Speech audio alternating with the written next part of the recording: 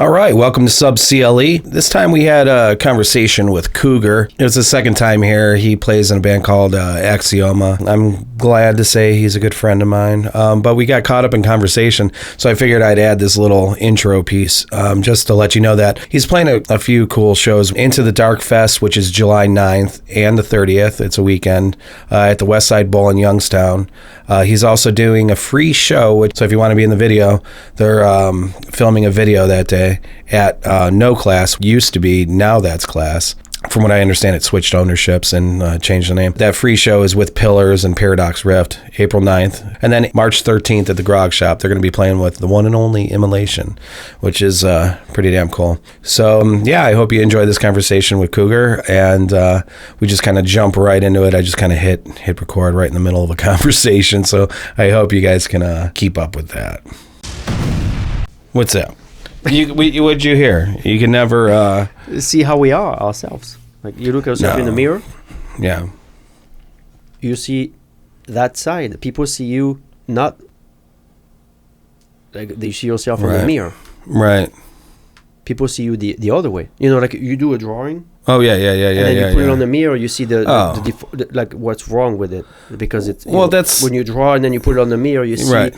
It's the same thing with our face. I would do that, yeah. I would actually do that because I drew a lot when I was young. I did too. Yeah. And I knew that how I can get like symmetrical. For some reason, I don't even know how I figured it out. Yeah, that's what I'm saying, yeah. Yeah, I don't even know how I figured it out, but it was like, I guess I knew like I would draw something and then I think I saw it like through a light table or something. And to check if it's symmetrical, you look in a mirror. Right. You put it on, well, in our face, we see ourselves asymmetrical, I guess. Well, I think, there's a whole nother thing. But no, the thing is about the drawing, I would look at it, like I would hold it up to the light and like see. That's and you can see, this needs to move around. It's the same thing. Yeah, I just didn't use the mirror. No, the mirror is different than the light, I think. That made me, so that kind of thinking, like when you look at yourself in the mirror, you're seeing a mirror image, right? We see ourselves that way, but people see ourselves, see us the other way. And that's my... Now we don't see, we can never see ourselves. Right. Unless you look at a mirror image, and which is, so you're looking at the mirror image all the time. That's how you see yourself, and your face isn't perfect. Like there is minor. No, it's not. There's like, but no, I'm saying like it's not perfectly symmetrical. Right. Maybe on some people, maybe those are like the really beautiful people. Whatever. It's perfect. Yeah, right. But no, and that's my theory on why nobody likes pictures of themselves, because they're seeing only how other people see them. You know what I mean? They're not seeing, because it's a camera. So you're taking a picture and it's not a mirror image. You're used to seeing a mirror image of yourself. Whereas when you see yourself in a picture, it's not a mirror image. Yeah, but it should be better. Well, but it's not than the mirror image. Right, but it's not what you're used to see. Yes.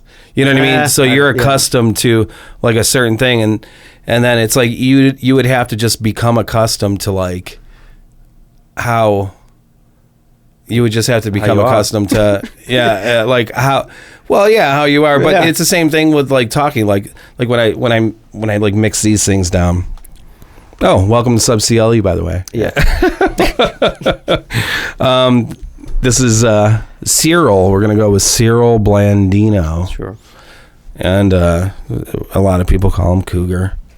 But no, we're just talking about like how people perceive you. And you can even say that like about like your voice, because I've sang on a few things, and it's like it took a long time for me. Like if I didn't have like a studio in my house or something, like I'd probably never do it just because you have to like become accustomed to like hearing yourself, Exactly. I don't know if that's, But and it's almost the same thing with music. If you play something and you record it, when you listen to it, you have a different perspective than when you play it. So therefore, you can adjust and make, improve on it.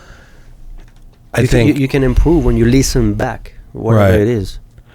But it's also interesting too, because I mean, if we're talking about playing in a band, like, when you create a riff or something like that, and it's like you have like this clear vision in your head, whatever, and then you have your bandmates. Not all the that you time. go- You know, sometimes it's just an idea, and then it becomes something else. Yeah. Right. But the times, like I can say, for instance, like, yeah, there's no clear thing, but like you come up with this riff and you kind of think, oh, I can kind of imagine something going on there. If it's a riff that you feel is going to be good, yeah. And it was always interesting to me, like when I presented these things to the rest of the band, then they would put something to it that I would not have expected. Different perspective. And it's a totally different... it's a different perspective, you know. And it makes me see what I'm playing differently, you know, which is interesting. That's why one-man band is just difficult. You don't have that perspective, right? And you have to be really, really, really good, to come up with all the ideas. Well, yeah, I mean, and without any other perspective, and say, okay, that's cool. That's what I wanted to, you know. Unless you can, like, see... Everything, you know, yeah. Which, I mean, sometimes... I can't say it's... there's been a rare occasion where that has happened, but... me too. I think that I've done things sometimes where the whole thing, I've seen it, the whole thing. Right, you know? yeah. But it's... I mean, you think of, like an artist, or... I remember when I...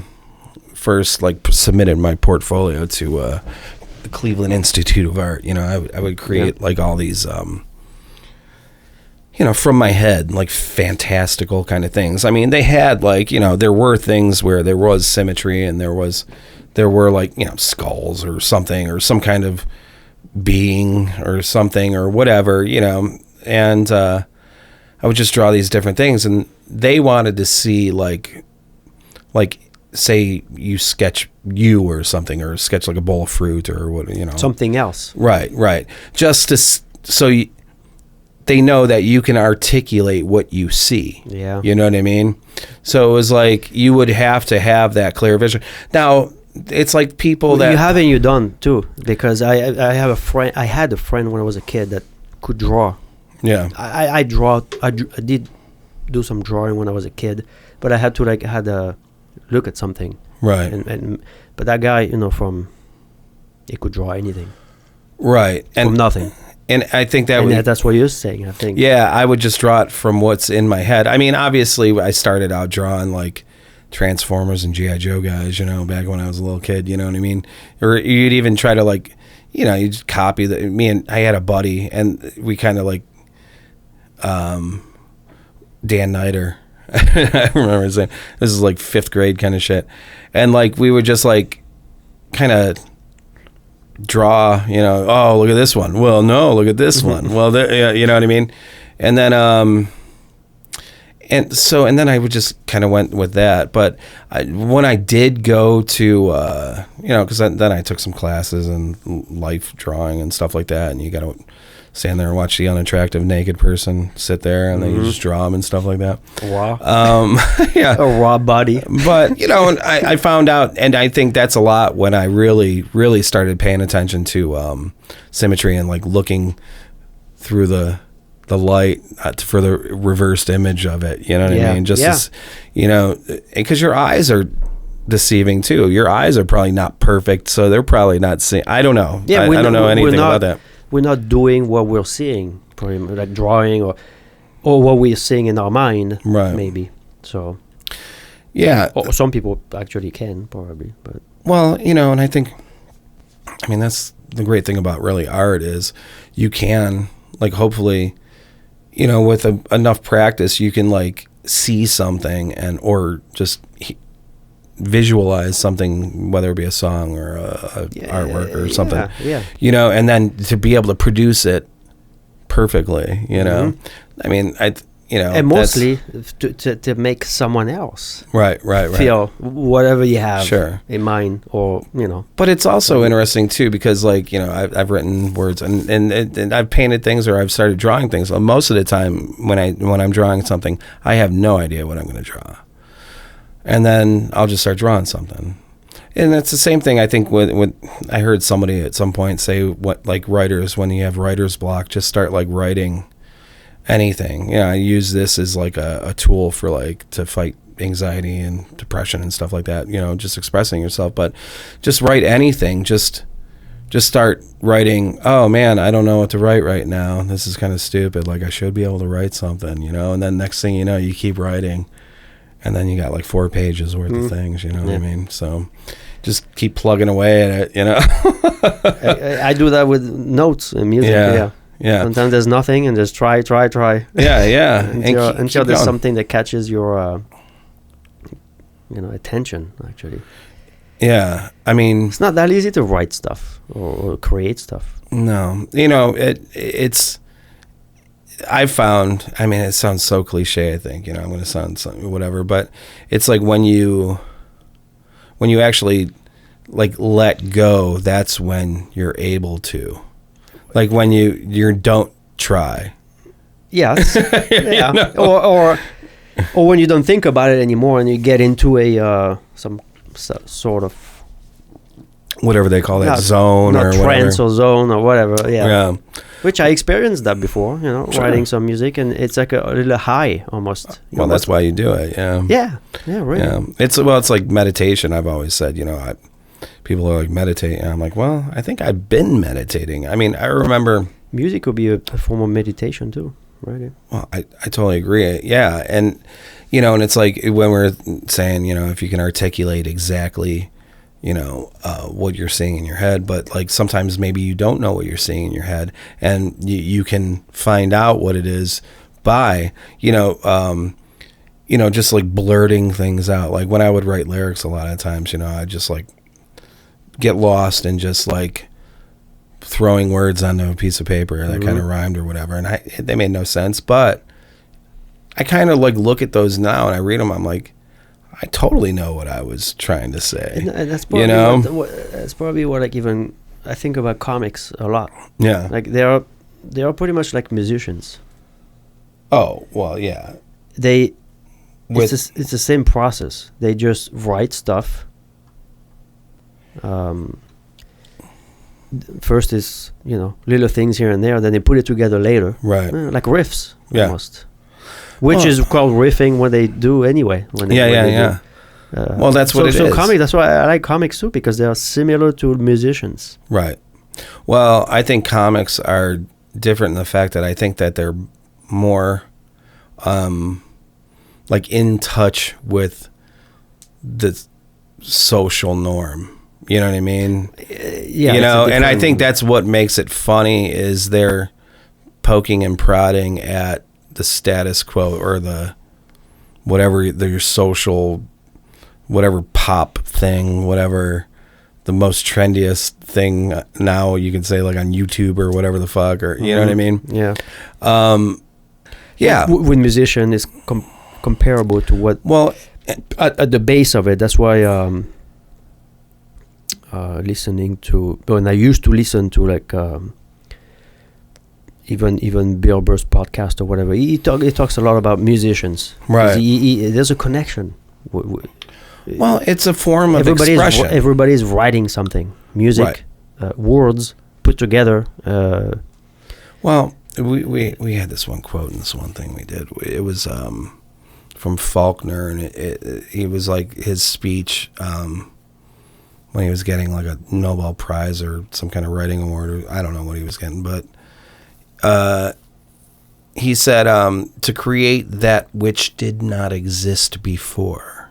You know what I mean? Because when you're doing something, I mean, obviously, this is, I sound so cliche talking about this stuff, but like, things are obviously moving through you. Where'd that idea come from? You know what I mean? Yeah. You're like, what is it? Something's moving through you, but when I actually stopped thinking about where it comes from because I don't know. Sometimes if I want to stop music, I can't. Right. No, I'll be in a band writing music with other people. Yeah. Well, you said to me one time, regardless of what's happening with the band, it'll be. Yeah. Well, you said to me one time, because I wasn't doing things, and then I started playing with the Battle for West Park guys, and I was like, I don't know. We had a discussion. We were talking about something, and you were like, you have to play. Yeah. I think it really is. Once you get it in there, whatever it may be. That's why it's a curse. You too. know, It's like you cannot. I cannot stop it. I think it's a blessing because if you Well, I mean, didn't it's- have it, you'd probably be like on some kind of antidepressant or fucking some Yes, kind of, but you know what I mean? But I'm thinking as a curse. It's like I'm at work. I'm thinking about music or riffs or stuff. Or Oh, right. You know, I cannot do anything about it. yeah.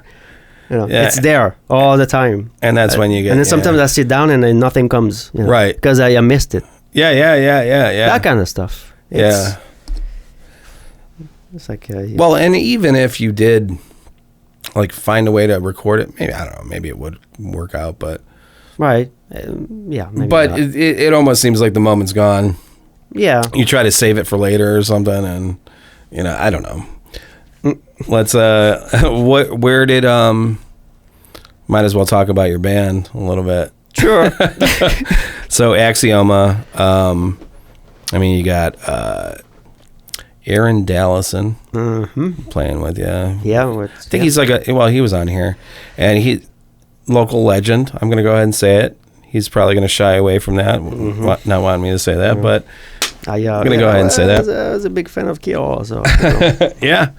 yeah. Still am. Yeah, for sure. I remember, gosh, back in Flashes, seeing him with Escalation Anger. Yeah. You know, and I don't know. I mean, we've lived long enough to where it like things seem like nostalgic anymore. It's like he's like as everybody is getting older and right. older, we talk about it like it's. But no, for talking about inspiration, like I know that for the first Axioma, I mean, you primarily wrote a lot of that stuff, and Yeah, because it was going to be like a side thing. Yeah. Right. In fact, at probably around 2013-14, being in Forge in Flame, and we were trying to record songs, and we never got finished with anything. Right. So about 2013-14, I started to have ideas, and I thought I'm gonna do something on the side while we're still finishing, Right. you know, Forge in Flame stuff. Because I was in Forge in Flame from 2010 to now, maybe, but we're just not doing anything. It might still be going on. You never know. But yes, so I had a bunch of ideas, Right. enough for just an EP, a couple of songs, and that's how Axioma started, really. Yeah, and I know you started recording the stuff, and With you, you know, yeah. actually. Well, yeah. You know, well, thanks. right here in this house. I'm trying to not make this about me. It is not, but no. No, that's why I'll put just- not the host here. So, I just wanted to record something right, that was. It had to be out. right, You know? I don't think music is. It needs to be recorded, out, played, and that's it. And Right. we move on. But. yeah, because I mean, you know, I think if you've played in the band and you're a musician, I mean, you've been there. It's like you can keep writing the same song forever. Especially, yeah. You know what I mean? Like it'll never be done unless you say it's done. Just write it, put it, complete it, and then if you write another song that's similar to it but different, whatever, I think that's fine. Yeah, that's you know? why the first Axioma Opia was just that. Was just a bunch of songs, and I remember before even asking John to play on it, asking a couple of different drummers and guitar players to collaborate. But then I met Justin at at one of Gary's parties. Right. Gary Kane. I met Justin, and then we talked about music, and we started to I showed him some of the riffs I had. We started to play together, and then I asked John to which was in Forge and Flame too, if he was interested to play on it. Right. Then we had a bunch of different people, and Right. then it ended up that Aaron, just at the last minute, just came into the studio and just did the bass. Yeah, I think without that was, knowing any other songs. wasn't that like, I think that transpired over at Funhouse. Yes, it did. It did. Because I was good. Yeah. I mean, Aaron is busy with a lot of different bands, and I didn't even know approach him about my small little project. Right. But he ended up recording the songs. You were there in the studio. Yeah, It was amazing. I never saw anything like it. It was like you were like, it was kind of like the Field of Dreams things. Even though I never saw that movie, but I know the premise. It's like if you build it, they will come. You kind of just like created this album, and then all of a sudden you had like a bunch of really good musicians playing with you. Oh yeah, but I wanted to. We were talking about inspiration, so that's how that one went, and but now that the band is established, I'm just curious about how like the writing has evolved, because obviously everyone's throwing in their input now. Oh, definitely. So. After the first one, we started to all write together, which is great. Like I personally didn't want to just write stuff and be like, hey, that's what it is. Right. The first one. In fact, it's not usually how I do. Before that, I was just joining bands. Right. Yeah, you need a bass player, guitar player. Yeah. You going on tour? Tambourine? Triangle? I joined bands. I didn't even write music for a long time. Okay. Now after Opia, the first EP, we started to work on the full-length album, and then which was Crown, that came out in 2019. And now there's a new album that's coming out soon that we all even work together more on it, Right. Completely all together. So are those songs written like as you're practicing, or do people like kind of... Well, if someone has an idea, a riff, if I have riffs, I'll try to put... I cannot help it. I'll try to put a song together. Like the riffs, there'll be like some kind of structure, but it can change once we all get together. Right. And then if somebody else has a riff, we can just start playing on the riff. And go from there. So it's all from all over the place. Right.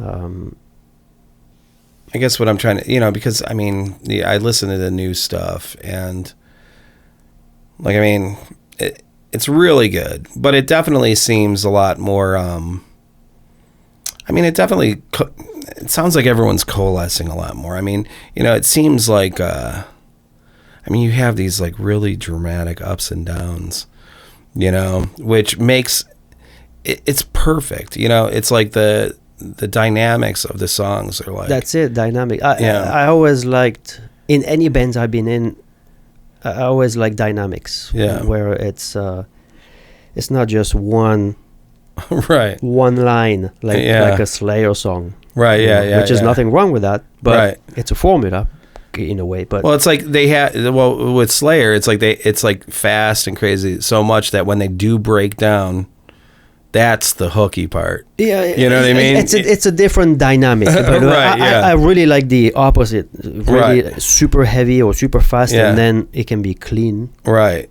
And almost like soundscape like almost. Right. Very, it's hard to put that in one band. Yeah, I mean, because a lot of it was reminiscent of some of the stuff I thought you guys were doing with Purse Snatcher. Like, I hear some similarities, obviously, because you're playing guitar. yeah, of course. Yeah. And John Vincent is amazing on drums. I mean, again,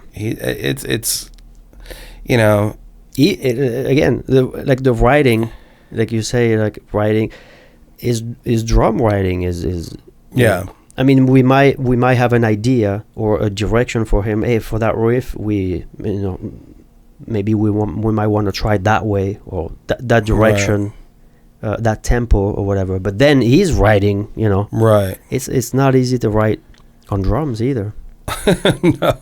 Well, anything. I mean, anything, vocals, whatever. Yeah. But I think you can kind of agree with me when when I think the reason musicians do this, I mean, it is definitely an outlet and stuff like that. But when you connect with some other people musically. Like it's like we can go back into it. It's like, where does that come from? It's almost like it's writing itself. It's almost just like it's flowing through.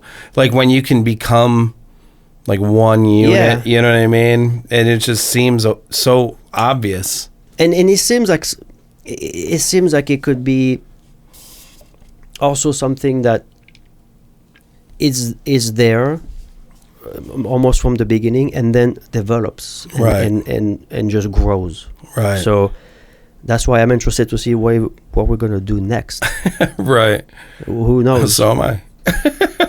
Yeah, because I'm not afraid of different directions as far as music.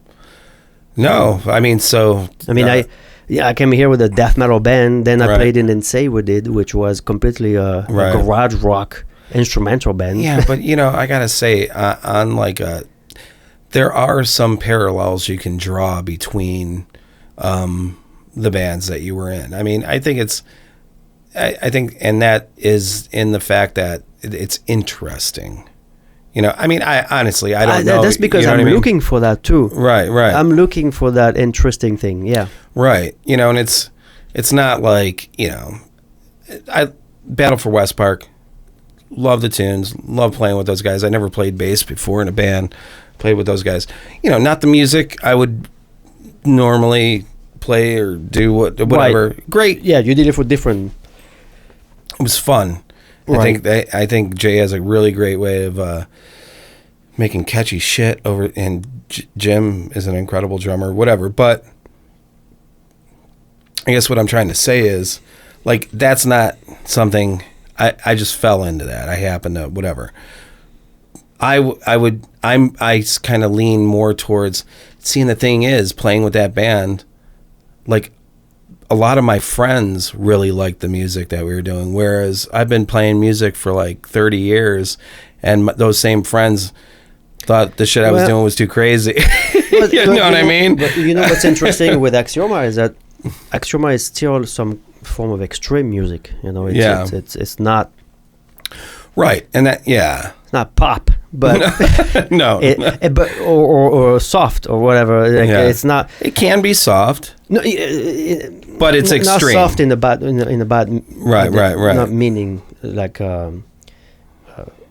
literally how the music is heavy, Right. But a lot of people that I know, don't listen to that kind of music, still grasping it. Right. For some reason. So that means there's something that it's. I think a vibe, there's a style. I don't know what it is, but. And I think that's what I was trying to get at with where I hear things per snatcher. I even hear with And Say We Did, I definitely hear that kind of stuff. I mean, but again, it's you. You've been in all of those bands, so I mean, I think I'm just hearing you in those bands, but. But to me, even Axioma is a combination of work of 20 years of playing in bands. Right. I would have not been able to do that band 15 years ago. Yeah. Because it's like a progression into something. Yeah. I mean, that, it's almost weird, like how, like, a lot of, it's known that, like, popular music is, like, all young people. And it's, like, kind of weird because, like, it seems like the musicians I know that I'm, like, listening to, it seems like the ones that are kind of sticking with it or whatever, it seems like they're getting more and more focused. And it seems like, the old wise men should be like the really cool fucking music, what I mean? Well, I mean, but you could honestly say that with like guys that are older than us. I mean, old fucking guys that are like into music. Like I know some dudes in their 70s and stuff like that, and they get down. You know what I mean? As I can move my head a little bit on stage, and I think when I'm 70, I'm still gonna be. Yeah. I think I think I'm still gonna be there at the rock shop or hopefully somewhere else in the world. But regardless, I think I'm still gonna be doing it. Yeah.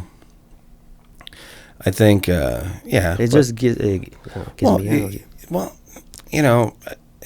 I've always said, when you're looking to do something, you know, I want to do something to where I don't have to retire from it. You know what I mean? Like famous like anyone that's doing anything worthwhile really never retires. I mean, well, think of politicians. Really, why they never retire? Well, like, what the fuck? A musician doesn't retire, and that's what I'm saying. A musician never retires. An artist never retires. Right? Yeah, there's no retirement there. Yeah, I like that. Right. There's still a chance that maybe we'll play more. Well, I think even if I get older, maybe we'll play more. And if you did it for the money, you would be making different music. I would not be making music. Because it's got to be the opposite, I think. It's got to be you do something, and then if it comes, it comes. Right. Like the money thing. I totally agree. Or living on it, I totally agree. Yeah. I could not do it. I'd rather work what I'm doing. I'd rather do my day job like I'm doing now. Yeah. Even a cover bands. Right. Here's another one. Well, I know a lot of people that do cover bands, and it's fine. But I would not do it. You wouldn't do it? No. I mean, yeah. I don't know. Yeah, I just don't want to take the time. I just like to write music. I cannot play. I agree. I'm the same way because it seems like too much work to learn all those songs. I mean, I understand it's enjoyable probably to play it. Right. But even when I play my own stuff, I get bored already. I want to write something else. So it would not work for me. Isn't that interesting? I think that's even making $400 a night. Yeah. $1,000 a night. You're right. What about 50 grand a night? Would you do? Okay, if it's one night. And it's not filmed. And it's not me. Yeah. I pay someone to do it for me. No, I mean, No, but yeah, isn't that interesting though? Like, I mean, there are two types of musicians. I mean, because like, I got two different thoughts right now, but like I think of my stepmother, and she plays piano, but she cannot play the piano unless the music's in front of her. That's a different thing. Yeah. It's a totally different mind thing because she can't understand how I can just play a song on the guitar and not read the music. So she cannot write music then, right? Can she write music? That's the thing, probably not. Right. Yeah, and that's the point I'm getting at. I'm glad I've got that thing where at least I can make music that I like instead of just reading it. But you probably can get satisfaction doing that too. No. If it's all you want. It's all about what that's the my point. Individual wants. Yeah. Right, yeah. And so there's no judgment about the same thing with the cover band, same thing with that. That's what I was going to say. Same thing with the cover band. These guys are like probably having a great time. You like to do it. Right. Do it. As long as it's not like murdering children, Right. At the same time that you're playing a cover. You do whatever you want, You can sacrifice a few here and there. Everyone gets all offended when you want to fucking kill a baby. No. But I don't understand it because... That was a joke. But I don't know. Maybe some jokes are not acceptable. I mean, it's awful. Like, I was somewhere and... There's been a lot of sacrifices over the centuries. Oh, gosh. I mean, you think about all those conquerors that went in the villages and, like, slaughtered fucking, like, all the kids and the men and then raped all the women and had new kids. That's behind. Nobody talks about it. What about the shit in Ukraine? Now we're a topical fucking podcast. Uh-oh. What about that shit in the Ukraine? I don't follow it. No, you don't follow it? I heard this morning from a co-worker that they went in. Yeah, they went in.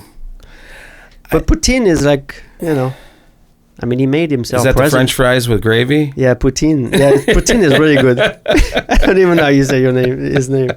No. I love how it's like Putin. Like you're farting. Yeah, I said, I did say Putin. Like a foreign guy. But no, but it's just funny. Like Putin. It's like you're farting. Like a pudding.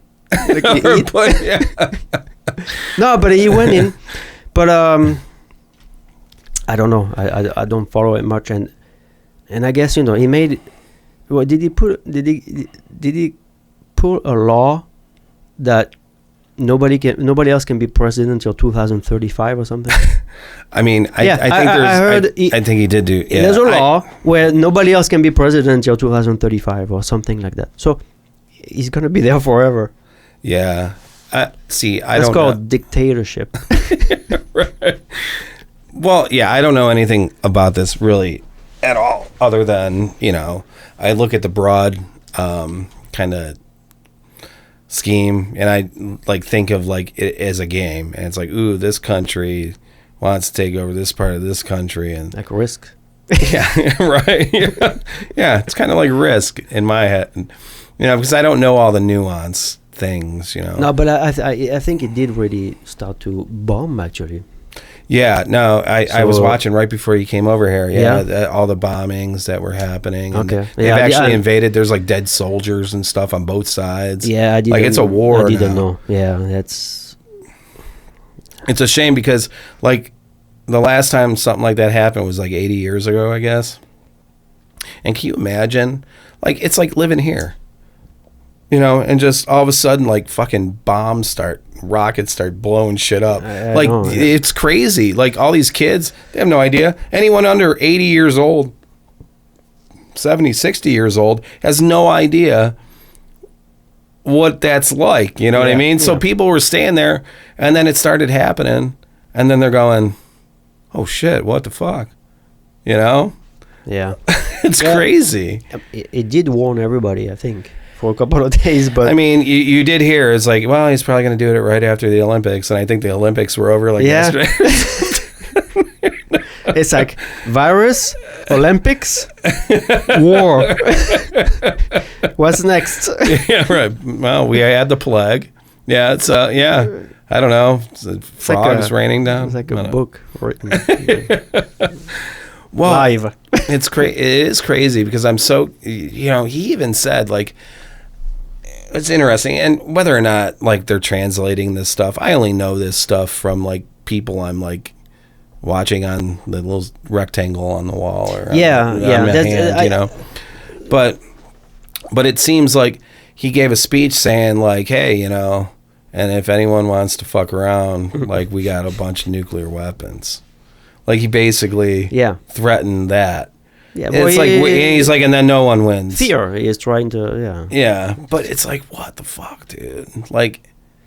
I mean, that's crazy. Nuclear, it's crazy that people, just because they want more money, which doesn't even fucking exist. More what? What are you gonna do with it? Well, money is power, right? Yeah, it's but power. I mean, they want power, and they're willing to sacrifice millions of lives because they want fucking something. Yeah, it's pretty sad. It's crazy, and they're living really good lives. It's not they could just be content and just.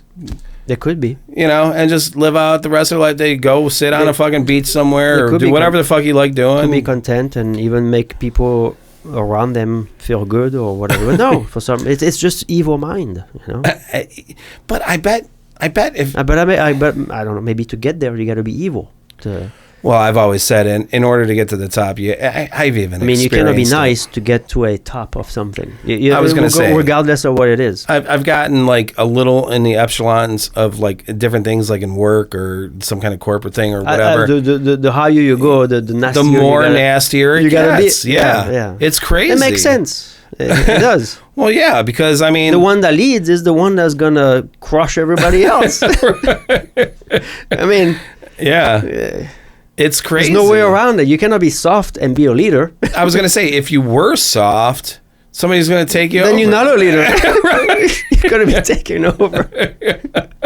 Yeah, it's crazy. I mean, and that's it's just crazy. You would think that it's almost like there's never going to be a balance. We are a virus. It's always going to constantly be 100%. We are it. Yeah. But the thing is, we have the intellect and the consciousness to understand that we don't have to be. But we are. That's true. It's crazy. And you're only as. I mean, what they say about the countries, you're only. Where is it going to go? I mean. You know, I mean, they're already saying, you take, forget about countries. You take like neighborhoods. You know, from a house to another, it can be two different countries. People can hate each other. Right.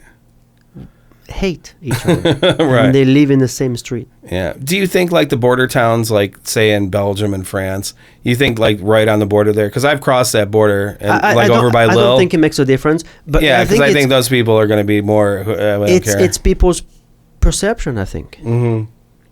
You know, some people probably are going to be very patriotic. Where they are, it's going to be, that's it. That's where I am. That's my shirt. That's my team. And then if you come from somewhere else, you're different. Right. But how can you be different? Because there's a line? I think, on the news right before you came over here, I saw and they showed it. And it's weird because whenever we go into a country and there's a lot of casualties, they never show it. But on the news here, I saw and they were and this dead Russian soldier probably was killed by fucking Ukrainian, different whatever. And I'm wow, that's amazing. They just showed this dead soldier on the side of the road. But the thing, then I was thinking, I was well, first of all, that's crazy because they should show everything. That's journalism, you know what I mean? But the but they don't show it when we do it, you know what I mean? And we're probably doing it right now, but somewhere, multiple places. But they showed that, and I was man, that Russian soldier, if he met, the guy that he was fighting, in a bar somewhere, they wouldn't probably have a problem. Exactly. Take. But and he's going to take over a country, and he's dead now. Take the police and a civilian. Yeah. Without the uniform, if there was not that scene, right? That thing where they're already different because one has, yeah, and one is supposed to control the other one from doing certain things, and the other one is pissed at it, and right. We're all people. I mean, I don't. It seems fucking obvious. There are idiots everywhere, but sure. It's not. Why do they have to be in control of everything? I question this government a lot. I don't care. Right now it's it seems like the people on the right identify with me a lot just because my friends that are Trump guys or whatever, they love what I'm saying because I'm critical of the situation that's going on right now with our president or whatever. But as soon as their guy gets in there, they're going to hate me because I'm going to be hypercritical of that guy too. You know what I mean? And then the people that were on the other side are going to be yeah, you're on our side now, It's strange because I've never been in a team of politics. And that's my point, yeah. Right. I've never been in a team. I keep seeing the teams switch, So what I do is I'll watch the left-leaning thing and then the right-leaning thing, the news. I believe all of the negative of what both people say and none of the positive. And I think that's the truth. Well, that's one way to... and they're all fucked. I really don't get into that, literally, even when I was in France, voting and all that stuff, it's... The choice that you have to vote for some of those people, they made their way there already, right? Before they even go for even being president or whatever. But it's not like you can choose someone that's outside and everybody would vote for that person, and then they would make a huge change on everything. But politics, they don't want that person from the outside coming in and change everything. Absolutely not. Yeah. I mean, things are grandfathered. Yeah. It's not going to be changing that much. No. It's not. Nothing is made for you and me to. We lose. We just. Well, I mean, it's what as far as coming from politics all the way down to us. Well, it's the 2008 collapse. It's why didn't they just give everyone money instead of just the banks. Well, they give money to everybody with the virus. Well, with the virus now, but now they're like inflation. Well, like, oh, well, there's this inflation, but like that money has to go back somewhere. That's your punishment. That's your punishment for getting that free money. But if you think about it, but they can print as much money as they want. You give money to people when there's a virus. Give money. Just give money. Yeah. You close little stores. Yeah.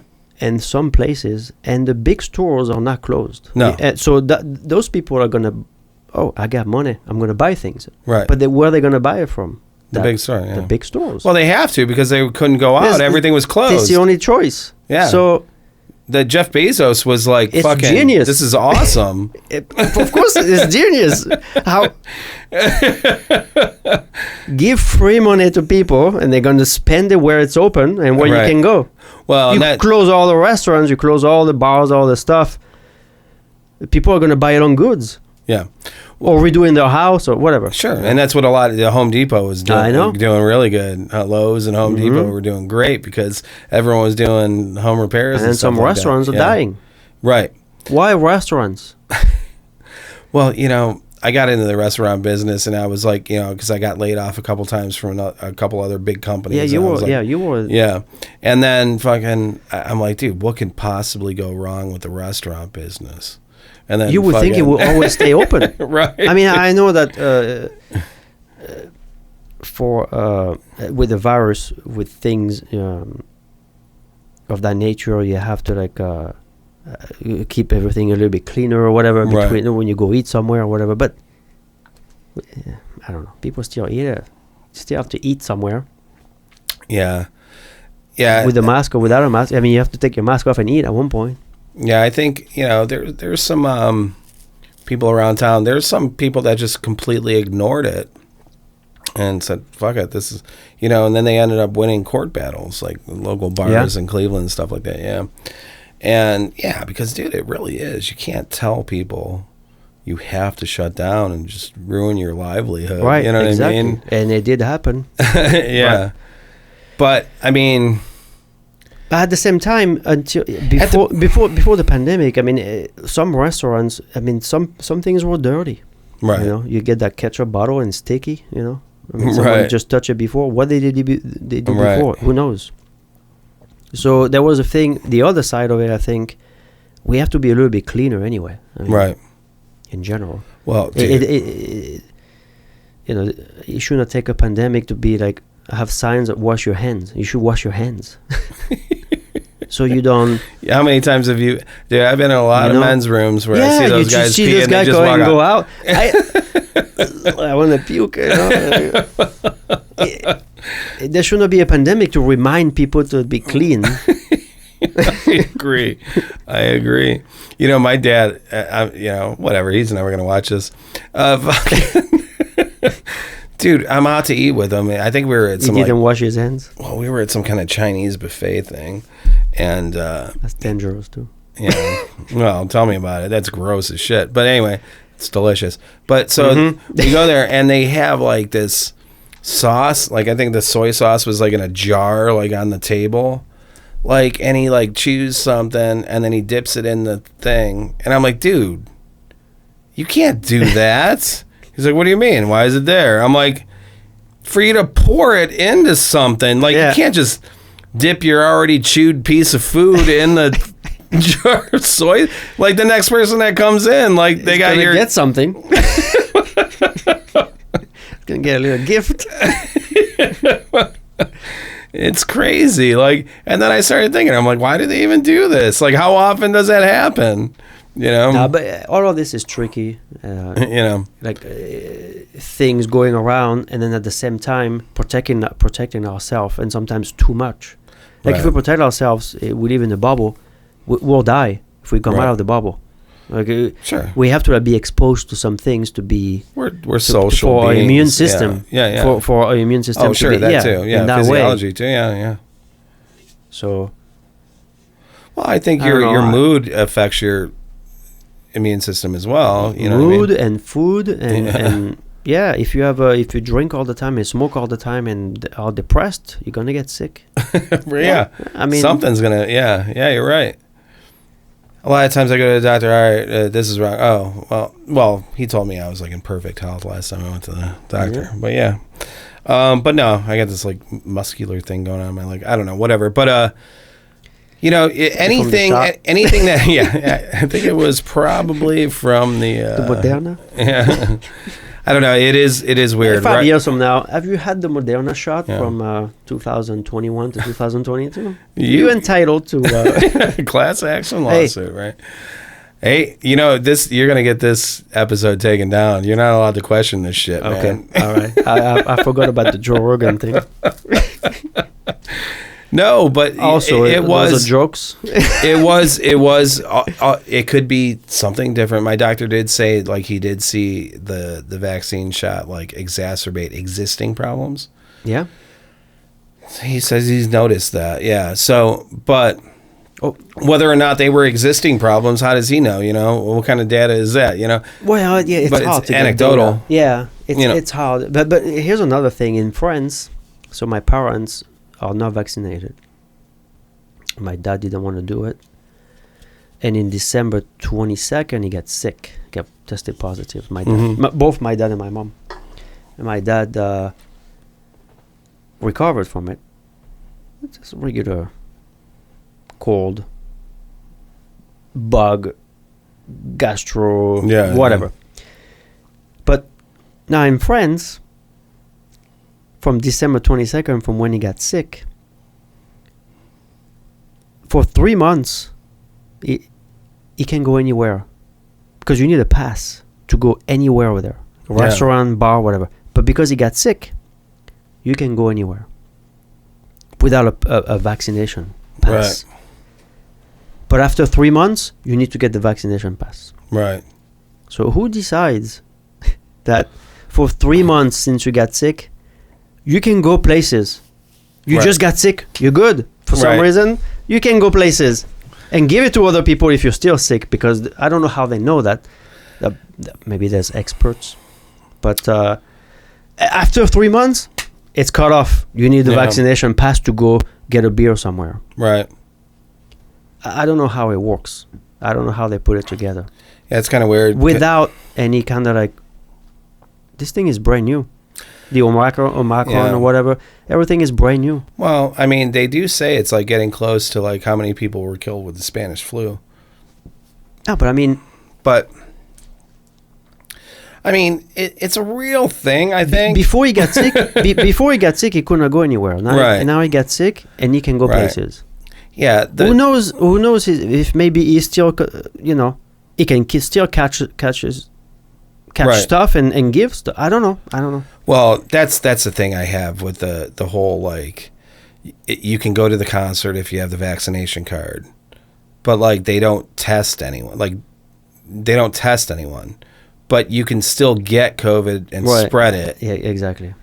But You have a card, you're fine. I don't But understand that. no test. Yeah. What about all the places you stop at? I don't know. All of this, It's just crazy. I think in the end, it'll be here anyway. We're gonna have it like every year. Yeah. I mean, It's are gonna we be ever here. going to stop wearing masks or whatever? Because I remember when that the SARS thing way back in the day. The mask are not a bad thing when you travel, actually. Well, no, you go. I remember, and that's what I was going to say. When I was working in the airport, like I used to see a bunch of Asian people like wearing masks all the time. Because that's just a custom. In there, where they're, you know what I mean. For Every some time- reason, they get the bird flu. Anyway, every time I went to a plane from Europe to here, back and forth, I had headaches. yeah. When I go on a plane for like 8 hours. Well, you ever take a bottle of water on a plane and like when you land, it's like crushed. So it's the inside of my. Your head is like doing that. No, seriously. Makes sense, Yeah. but maybe wearing a mask, Yeah. I would not get other people's sickness or whatever. Yeah. The mask is probably not a bad thing, but it doesn't have to be. It has to be to the. Unfortunately, it's a responsibility of the person. Yeah. If the person is sick, should wear something. Yeah. I mean, dude, I don't know. there's But so many I don't things that know, can kill you. If we Other than that, try and protect yeah. ourselves from everything, I mean, you're going to be doing nothing, Exactly. You're not gonna go anywhere. You're not gonna do anything. Yeah. It's, I mean, gosh, I don't know. I don't even know what to say because, obviously it's a thing. Whether or not it's manufactured, whether or not it's some kind of deep state thing trying to take control of everyone, whatever, blah, blah, blah. Well, if you want to take it to the worst case, There's scenario, all whatever. the angles, yeah. Or whether or not it's legitimately just a thing and they didn't know what the fuck was going to happen, and it was better safe than sorry, kind of hey, let's shut everything down, I don't know. All I know is my fucking I think nobody knows. My podcast is going to get flagged now. I think nobody knows, really. Yeah. It's just the interpretation of everybody. Yeah. Do you have any on your the upcoming shows you got going on? Yep, you have to have your vaccination pass. Yeah. For one of the shows. Yeah, which one? Actually, I don't know. Yeah, because I know the Agora, you have to.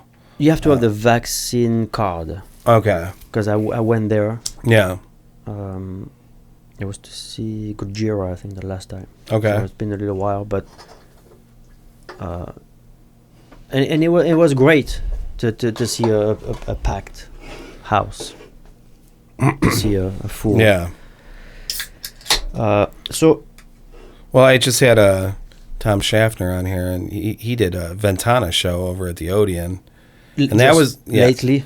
It was the first show I saw post-pandemic. Is it the last show they just played? I don't think it was the last show. Before they take a break, or yeah, I think it was the first show they played post-pandemic. I don't know what that means, but that's the first show I saw post-pandemic, and it was awesome. Is that the one we played with them? No, I didn't see you there. No, at the Odeon? Yeah, at the Odeon. Yeah. Oh, yeah, no, yeah, that's the same show that I'm talking about. Yeah, yeah. Oh, okay. That was July. Yeah. Yeah. In July, yeah. Yeah. No, but yeah, you guys were awesome, and fucking Ventana was awesome. That's interesting. That's actually interesting because I just had him on, and then it's you. So it's I never even thought about that. Yeah. Connection. But no, so you're doing, what are you doing? You're doing something with Immolation, I think. Yes, so coming up March 13th, we're going to play at the Grog Shop with Immolation. Which I think is crazy. I think Immolation should be playing a bigger spot. Yes. But, it's coming out of the pandemic probably, and they probably play it safe. I don't know. I have no idea. I don't know. It just seems like I've been watching videos of them play. I think it was all in Europe. But they do play a lot of festivals also, a lot of bigger festivals. Right. So yeah. It's a tour that they are doing with Imperial Triumphant, which we played a few times with them already. And another band called Mortiferum. I don't know if I say it right, but yeah, it's a 3-band package. And then we just open that show. So it's a Sunday, March 13th. At the Grog Shop. Sunday, March 13th. I mean, so I don't think there's anything I'd rather do. Yeah, I hope you're there. I hope you... yeah, I'll be there. I took off the next day so I can enjoy the night. Well, because I remember Steve, the drummer from Immolation, Schlady. Yeah, Schlady. Yeah. I don't know him. I never actually met him. I've seen Immolation a long time ago, but I never met. Yeah, I mean... So I'm pretty happy to actually play that show. No, it's awesome, and he's great. I remember him from Gutted. Yeah. I remember him from Gutted and... okay. And Odious Sanction. Yep. Great guy. That whole band, they were awesome. The fact that they don't exist anymore is kind of... crazy, but he's been doing it, dude. He's an amazing drummer, man. And he got that gig with Immolation. They're out of New York or something like that. Yeah, I think so. Yeah. So was that March 14th? You said March 13th. 13th, Sunday night. So, Grog Shop, Facebook thing, whatever. Yeah, it's on there. Nice. And then you're doing something with a video. You're right. like making a video. We're doing that video because we need a video for a song for the new album that they're putting out. So we're gonna do a live show, live shot actually of the song. So it's gonna be at the it's still Nada's class right now, right? But it's gonna be the new Nada's class called No Class. Right. That one is April 9th. Yeah. It's a Saturday and it's a free show. Nice. So we're gonna have. The point is to make a video for that one song called Septic. Right. Okay? Off of your album, Sepsism. Sepsis. Okay. Sepsism would be cooler. But anyway, go ahead. Sepsis is like, that. Yeah. No, I know, like the disease, the blood kind of infection or whatever. Billy had, yeah. Yeah. So we have two bands with us for that night, Paradox Rift and then Pillars, which I'm pretty excited about seeing Pillars too because I haven't seen them with the new lineup. There's a new bass player and a new drummer. Oh, is that right? Yeah. Free show. Nice. No Class, April 9th, and then we're gonna shoot just for that for a song. So. And that's free. And it's a free. It's a free. Yeah. And you can be a part of history and be in the video. Yeah, you can be in the video if you do stuff. Yeah, like, is it going to be like those 80s videos where like girls are like flipping up and flashing their boobs? Well, maybe we can arrange that. I don't think it's going to be that kind of music. No, it's not that. But it'll be a really cool night. Yeah. I mean, it'll be awesome, dude. I really like the new stuff. I think I had the first listen, right? Of the first listens, yeah. Yeah, you guys haven't actually put it out yet. No. So I feel special. No, there's only a few people that heard it. I mean, the label, of course, but there's only a few people. That heard it. What's with the label? Translation. Yeah. Loss. Where are they out of? Philadelphia. Oh, really? Yep. How'd you end up with that? So if I remember, we played a show. I don't know exactly how we got the contact, but I think we played with at Nada's class. We played a show with Tombs, the band Tombs, and I think one of the person in the band kind of like maybe recommended, right, or put his word for the label, and then we talked to them, and then it just Well, why would you not? So they put in 2019 after Opia, the first EP. Yeah. They put the first album out, Crown. And now they're putting the second and also an EP out later in the year. So now, are they helping you with any kind of press or anything like that? Or? Yeah, they do all vinyls, splattered vinyls. Oh yeah. Yeah, all those. Well, I meant like as far as like advertising and stuff like that. Yeah, a little bit. Yeah, of course. Yeah, when the album comes out, it's just they have like a PR. Okay. That takes care of a. But see you like in Revolver magazine or something like that. Well, like Decibel and some of the, and I believe Revolver too did something about Crown. Yeah. Oh, nice. Yeah, but it comes out and it's all online and and then it's off to the next band. So I mean, it's just like really quick. Sure. Right. The main thing is that to be able to actually play those songs live and support the album with tours, which is very difficult to get. So that's what's missing. Right. Well, and because you can put an album out and everybody talks about it, and then you don't do anything. You need to play it out. Yeah, I think you guys are a band that record. Where'd you record at again? Same than the previous recording for Crown with David Johnson. Okay. I think it's the last name. Yeah, Big Metal Dave. Yeah, and well, he does great work because, and I know you probably have a lot to do with that too because I know you, but like when you hear you live, it probably is going to sound exactly what is recorded. In fact, it's gonna, it's gonna sound even probably louder. And right. The recording is very close to like it's almost like a live feel recording. Right. But you'll feel it more live. Yeah. It's.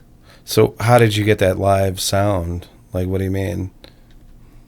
I don't know. I think it's just unintended kind of thing? Practicing and practicing the songs and playing live. Once you have the levels in the band where everything sounds good, I think when you go recording, you do your part, and then it's gonna fall into place. Right. So you didn't like actually take any steps to make it sound live. You just kind of. It's just how it sounds when we play. I think so. I think it sounds like how when we play. Well, I think when a band has their sound dialed in, like whoever's recording, I've recorded a few bands. Like you don't have to do much. You just kind of hit record, and everything's already done. All those sonic little. That's what I personally like happening. to do. Yeah, when you just have it rehearsed, you play. It should be anywhere you play live, you should be sounding the same. Right. So, who took the most time? No, I don't care. There's no. Who was the guy that was slacking on this recording? Turn it into a controversial thing. Nobody really. Yeah. No, I can't imagine. That any good band is, every part of it is a fully functioning, hardworking unit. You know what I mean? I mean, there's. I don't even mind. I don't think we do it a lot, but I don't even mind a little bit of improvisation. Right. Meaning, last minute changes. Right. Some things when we record. Right. We've done that with the drum sometimes. Especially with that on the Crown album with that Angel cover that we did. I think I remember. I mean, there was an idea of how it was going to be done, but then in the studio, I remember thinking, "Oh, maybe how about the beginning do like that, like slower or whatever." And then I remember we change a few things, and it works sometimes to do it on the spot. Nice. It doesn't have to be 100% prepared, Right. Well, I mean, but I think you probably go in there because, I mean, time is money. So we cannot spend too much time. Right. Well, and I think that's when you have like really well-practiced musicians, you can kind of go in there and kind of change things. But at the last minute, you can do it really quick. Yeah. Right. Yeah. Well, and that's, dude, we were talking earlier about Billy, and playing with him, and it was like, I felt like I was working hard. We were like practicing a lot, and whatever. And you played with them, and so we did, and stuff like that. But I mean, we were practicing 4 or 5 times a week. Yeah, and I know it's hard. It's not like, I've been in some bands and they're like, yeah, we're gonna go practice. It's like 45 minutes, and then everyone's like, all right, I'm out, and I'm like, what happened? I'm used to like hours. I know. But I cannot even do that now. I mean, especially during walking during the day or whatever. Yeah.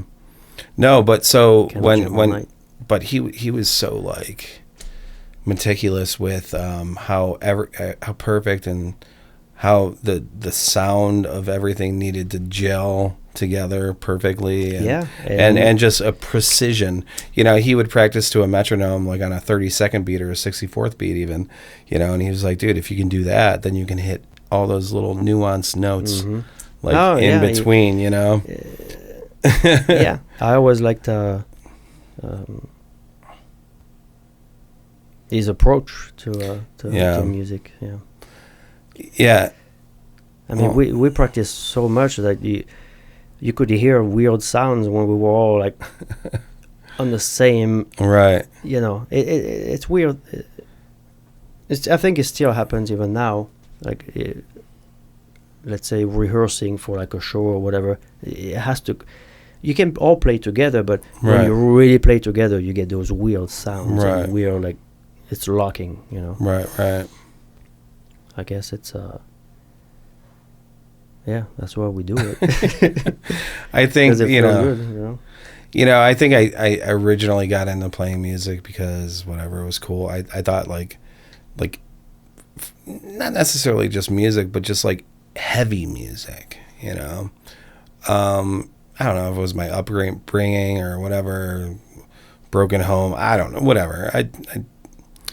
I really don't think I had it that bad. You know, I started telling people about what happened Yeah. in my life, and they're like, "Oh my God, you had it bad." I'm like, not really, but whatever. But so I liked music, and then I got into playing whatever. And it wasn't until later, like I was just playing because I thought it was cool. But then later on, you know, it became like, gosh, I'm glad I have this outlet because, like, I'm a happy person. Like,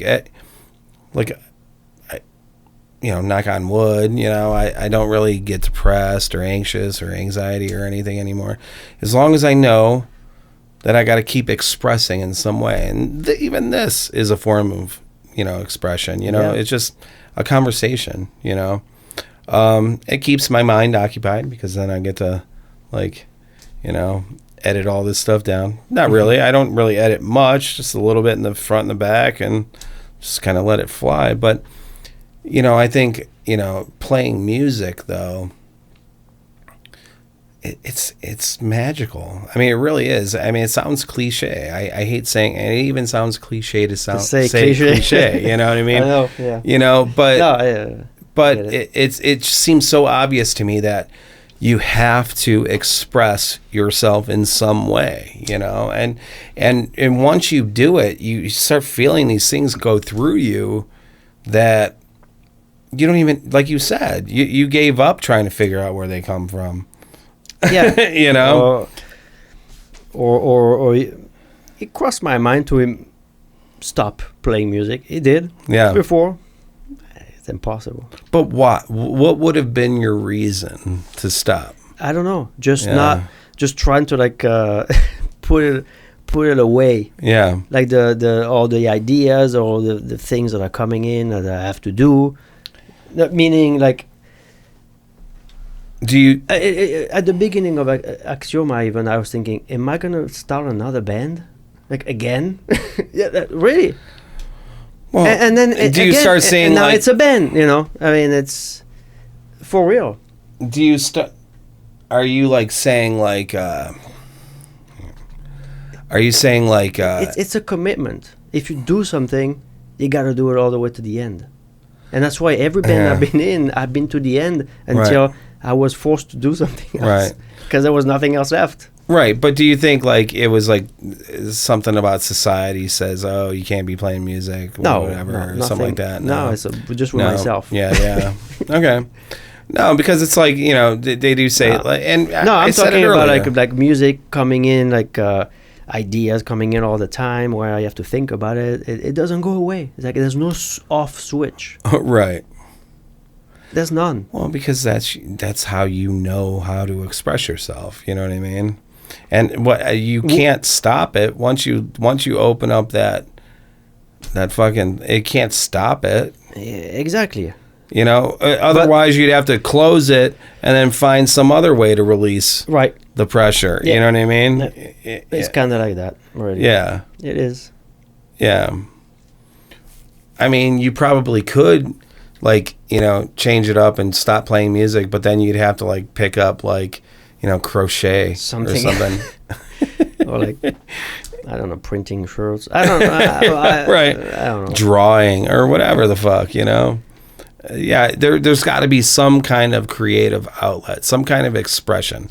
You know, the lungs take in and you breathe out the bad. The brain's the same way. You take in and you breathe out the bad. You know, it's the same thing. And that breathing out is you're expressing yourself in some way. That's why the words, everything that we hear or read, has a huge impact on people. More than we think. Right. Well, you know, it's. I think That's actually a good point. It can damage people. Like words literally damage people. I think that's a good point, because it's like if you don't have that expression and you're not like close to like, because there is a oneness that you can feel when you're doing all this stuff. I mean, there's definitely something you're tapping into, you know. And I think the people that don't tap into that are the ones that are easily influenced by like world leaders and stuff like that. They're the ones that are going to pick a political party, or they're the ones that are going to... Or they are nothing else. Yeah, I mean, right, yeah. They don't express, you know, because anywhere. Yeah, they don't express because the people that I know that are really big thinkers, and it's usually artists, musicians, stuff like that. I mean, it's been other people, but a lot of times, you know, it's artists, musicians, and... Well, usually they see things differently, people that create. Right. They see things differently. Yeah.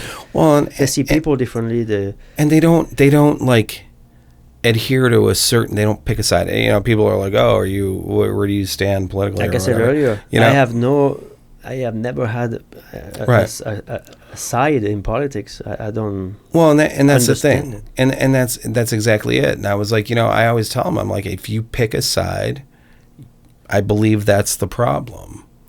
Like, picking the side is the problem, you know, and it automatically creates a problem with the other side because you picked a side. right. Yeah, I mean, it's easy. It's an easy way to divide and conquer. No, I think, it's pretty extreme actually to pick a side. Yeah, it is. It's like, I'm that. Yeah, I'm not that. Right. You know that? Whoa. Yeah, right. I mean, it's silly, man. It is. So what else do you got going on? So we also have actually a pretty cool festival coming up. What is that? We're going to be on Into the Darkness Fest. Okay. Which is the first one. Okay. And there's about 20 bands, a little bit over 20. July 29th and 30th. And it's going to be... It's 2 nights? Yep, 2 nights, Friday and Saturday. I think we're on Friday. Okay. But there's a lot of bands on those 2 nights. It's at Westside Bowl. Okay. Which we've been playing before. Great venue. What city is that in? Youngstown. Oh, yeah. Youngstown, yeah. Okay. And so that's the one that actually requires a vaccination proof or test. Both? Meaning, if you have a card, and I don't know, it's different for every venue. The couple of shows we have, like the Grog Shop, I don't know if I think it's you have to have a vaccination. Well, everyone can look at their the website and find out all the rules. Right, yeah. If this ever gets aired, because we mentioned COVID, so. But, so yeah, the Westside Bowl festival with, among others, like Deceased, Imperial Triumphant, again, which we're going to be playing with them with Immolation. Horrendous Cattle Remains, a night of horror and death metal. So that's awesome. That's going to be a pretty cool festival, and it's the first one. So when's that CD coming out? That EP? So the album now it's going to be May-June. There's going to be 3 singles before the album comes out. Oh, nice. So it's going to start around April. So there's going to be like on iTunes, Spotify, stuff like that? Yep, and then there's going to be a second single with a video that we're making that night. Right. April 9th. And then the third single, and then the album will be out probably May, June. Okay. In the meantime, we already wrote another EP, 4 or 5 songs. Right. And now we're going to record it sometime in the next couple of months, and then it'll be out at the end of the year probably. Okay. So it's pretty interesting to have 2 albums coming out. Well, you're like the Beatles. Right now, yeah. I mean, with the 2 albums a year, right? But 2 albums. But hopefully, we can play those albums live out of town a little bit more than just a couple shows here. Right. Like the Beatles. You know, they have just as many fans as the Beatles. About just like maybe like 10, 15 different million. No, like it's no, crazy. no, you're saying that because they put 2 albums. Yeah, a year. they put 2 out. Dude, 2 albums out a Yeah, year but- is crazy to me. Like, and then they were doing all those movies, but they weren't touring. So I guess, you know, Well, you can I put think they did tour for a while. They didn't want to tour no more. Right. Because it was too much for them, I think. Yeah. But Like 7 years, I think. I don't know. I could be wrong. yeah. But 7 Hey, years was their career, and it's amazing And then, all the different changes they went through in that 7 years. A lot of bands don't even put out like an I know. album every 7 years. Just because they're working during the day. Right. I mean, but even like, you know, Yeah, bigger no, name usually bands, an album, you know? yeah, and people put an album every, I don't know, 2 to 5 years. Or Right, something like that, yeah. Sometimes 10, you know. It's crazy. You know, because, I don't know, maybe it would, because obviously it worked for the fucking Beatles. Well, I mean, the Beatles was the COVID of the diseases, you know. They came on top. Right? I mean, yeah. But anyway, so, yeah, that's pretty cool. Like to have, so the other one's going to have what? How many songs on it? It's going to be 4 songs, I think. Yeah, Okay. 4. We just finished written those 4 songs. So they're ready to go, but it's just, just 4 more songs. I was just wondering, like, you know, like the album, like it seems just like, what's the point anymore when everything's just like digital media online, you know, as soon as it comes out, whatever. So why not just put out 1 song at a time? Fucking, you know? It's a good point. I don't know because in my mind, putting an album out, I'm still like thinking old ways or whatever. Well, because they would Putting do an that album, because, you know, it costs a but lot of then- money to put that thing into a package, the Well, product, I mean, you know? you got the vinyl, you got Yeah. the full album, whatever, vinyl or CD, but the point which we haven't been able to do so much is to put an album out and then play that album out Right. Yeah. live. Right. But for that, you need, booking agent, managers, whatever, to put all that together. So that's Right. kind of like the next step. If Yeah. we're looking for that for sure. Well, We've been yeah. looking. So if we can find some management company, or Well, I'll watch a YouTube video about how to manage a band, and then I'll do that. yeah, that's it. That's probably on there. Right. The answer How to is manage a band. 3 steps. Well, for first it takes money anyway, Right. because you gotta. It's always, yeah, it takes money to make money, you know? I mean, even with a label or whatever, a band is gonna be in debt right away. Sure. The label is gonna give them money in advance, and Sure. then you gotta pay that back. then you go on tour, and then Right. all that stuff, and you pay the money back. But it's like a big credit card. A record label is Sure. like a credit card, right? Absolutely. I'm sure they probably even charge you interest. Probably. That I don't know. I never really signed anything with. Yeah.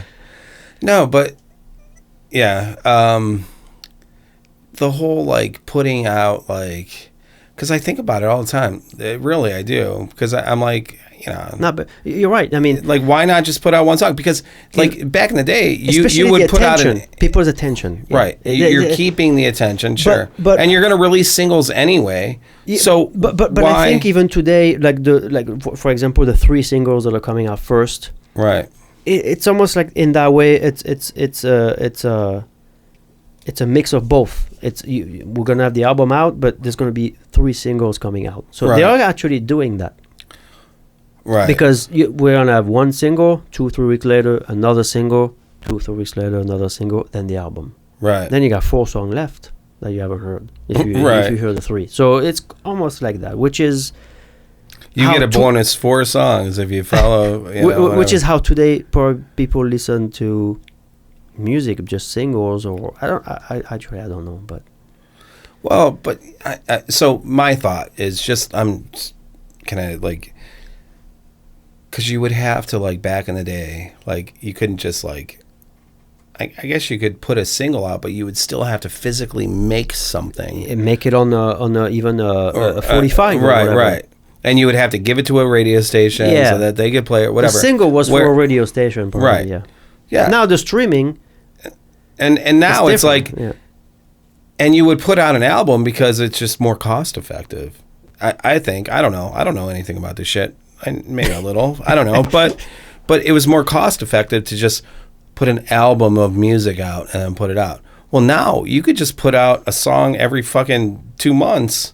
you could. You know what I mean? You could. And fuck it. You could. You know what I mean? What's an album? What does it really even matter? But as a You band, forget about the pandemic or whatever. As a band, if you put a single out and you do shows, you're only going to play that one song. Like, there's that thing where you put an album out and you go out and play at least, 60% of the album out. Yeah. And then you play some old songs.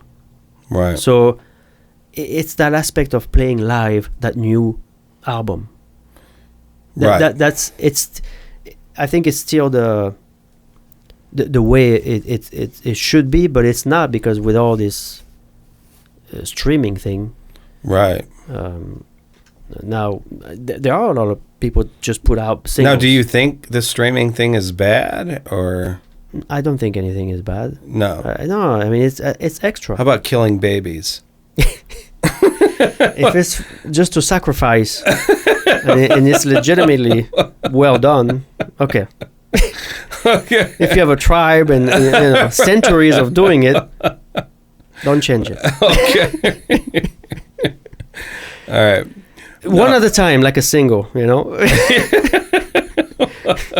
Not just like 10, so just like one at a So you guys are gonna do like vinyl and shit? Yes. Yeah. Yeah, we'll have vinyls. Nice. It's the big thing still. It's I don't. I'm it's never gonna go away. I mean, it's the only analog. I mean, unless you have reel to reel or something. I'm okay with whatever. Yeah. The main thing personally is for me is to play the songs live. Right. I mean, writing it is we just went into all that. Obviously. Yeah, but that's a lot of walk through. I mean, it's like 2 years of writing that thing. Well, but and we just record it. No, it's therapeutic work. It's necessary for your mental whatever. It is necessary. Whatever. I mean, it has to be done. Yeah, yeah. It's interesting. It's a thing that it's part of the writing. But writing, I think that is a good thing, because I always thought, like, writing music. I always said I like the process. Yeah, but sure. playing it out live, is definitely fun. You know what I mean? Especially somewhere else new. Right. A new venue, a new sound, a new acoustic around, a new people. Well, you've toured around with Forged in Flames. You did like a tour with Corpaclani. Yep. They're like if nobody knows, look up Corpaclani. It's a folk metal. Yeah, they're folk. Yeah, folk. What is it, Sweden or Finland? Finland. Yeah, one of those regions up there. And Arkona from Russia. Yeah. Oh, so like two other. Yeah. Yeah, that was a great. Nice. It's just a. So you did like a whole U.S. tour. And Canada, yeah. And Canada. A month, yeah. It was a month. North American tour. It was when it ended, we were gonna go back on tour. Yeah. That was December. We were gonna go back on tour in July, and then that was canceled. And this is with Forged in Flame. That was with Gary Kane and.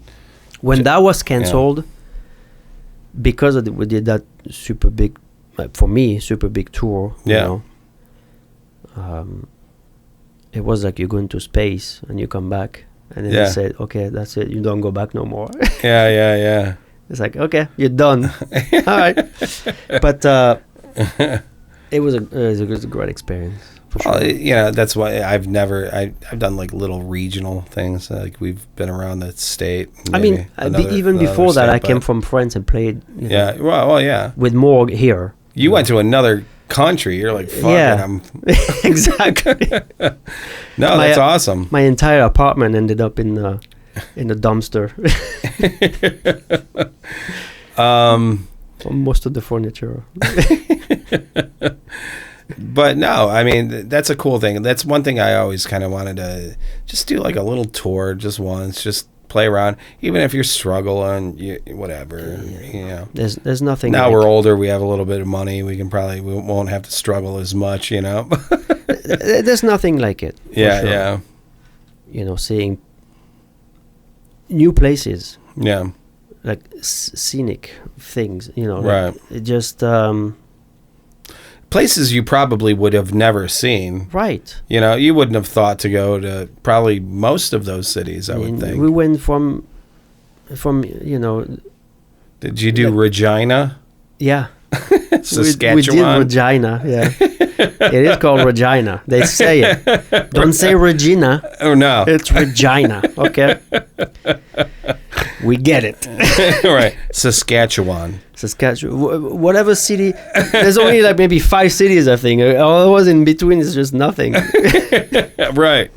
But now Quebec, Montreal, Nice. all the way to Vancouver. Oh, you probably... Now, when you So went we drove. Yeah. When you went to Quebec and Montreal, like, their version of French, was it similar to yours? It's a little bit different. Yeah. But when... It's like British to English kind of thing? The first show we did over there was Montreal. And one of the guys that worked at the venue was from my hometown. Wow. He was from Nîmes in the south of France. Yeah. I mean, I'm from Alès, which is like 30 minutes away, whatever. Okay. 40 minutes away. But we started to talk, and he's like, "Oh yeah, I'm from Nîmes." I said, "No way, you're from where I am from." Right. Know? And it was pretty cool. Yeah. So did you notice, like, did they, can you describe how the accent was different than your version of French? It would be like, how can I compare it to?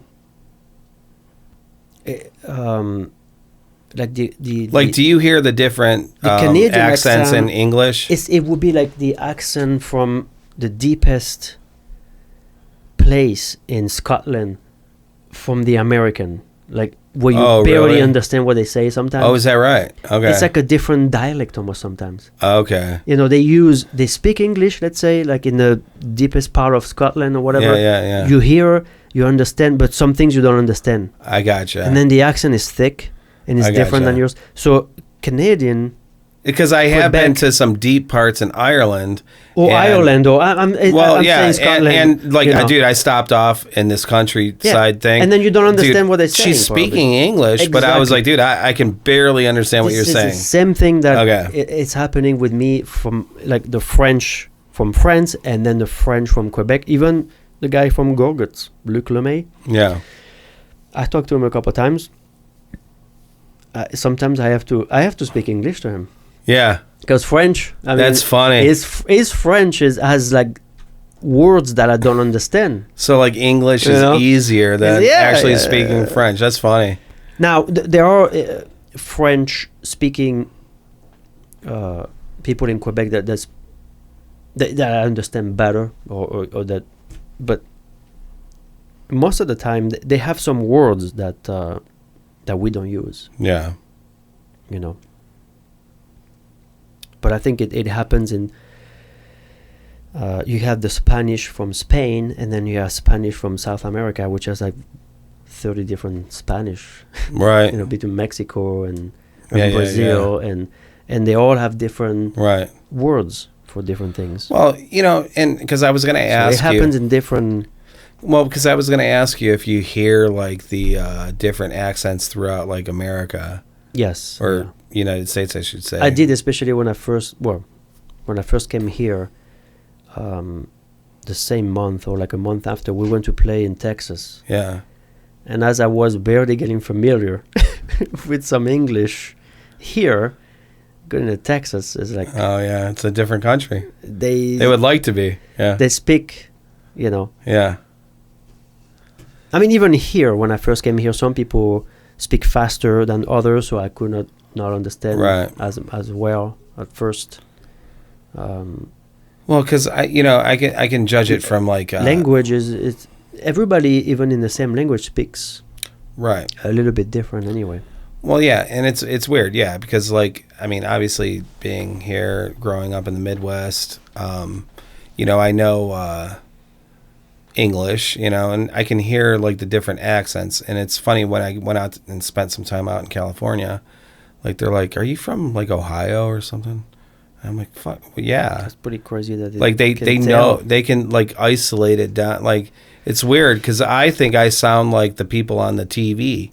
You know what I mean? So I don't know, but just hearing like Spanish, like, and that's why what I was going to ask you. Well, I did, you know, if you hear the difference in the accents with English, because like, I hear like Argentinians, like I have a friend that's from Argentina, you know, and the Argentinian Spanish is different than Spanish. That's what Mexican Spanish. That's what I was saying. And, yeah. And even if you don't understand them completely, yeah. I mean, in my case, I'm very interested in languages. Yeah. Even though I only speak French and English.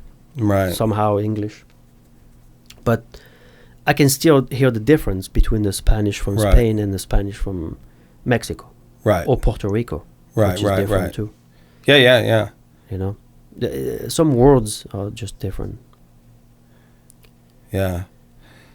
Well, dude, I don't know, man. I think we just did like 2 hours. Oh, wow. So.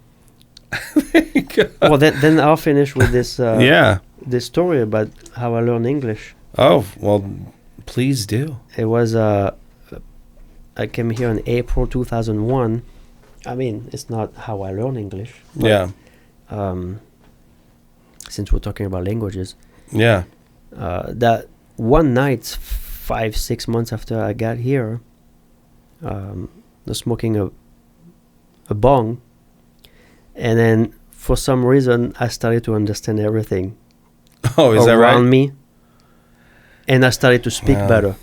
Wow, really? Yes. Yeah, that's. I was actually freaking out because I was just staying at Angie's house at the time, which is still my wife today, 20 years later. So what were you? What kind of hallucinogen were you on?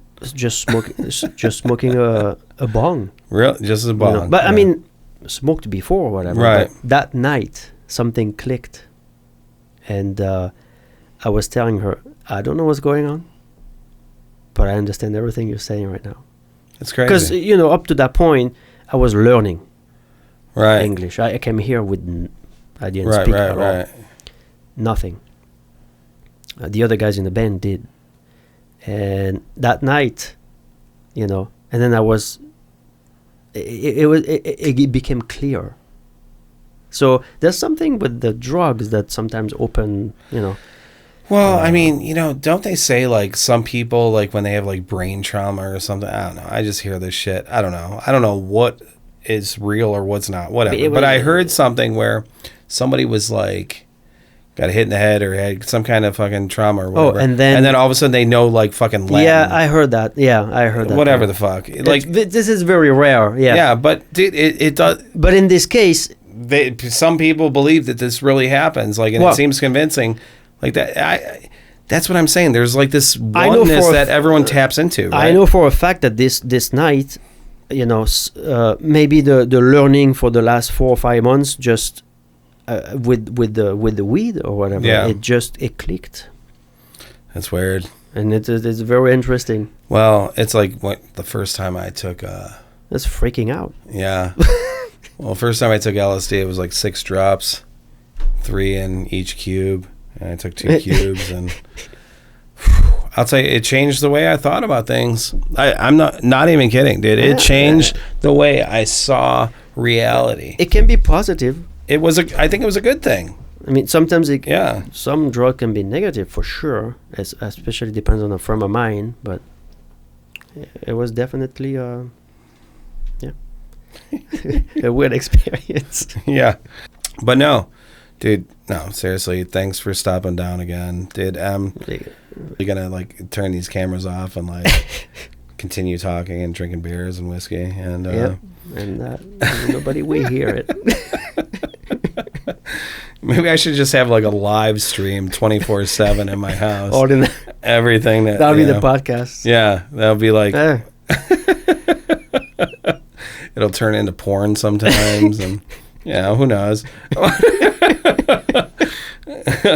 right. Well, this is Sub CLE. Thanks a lot, guys.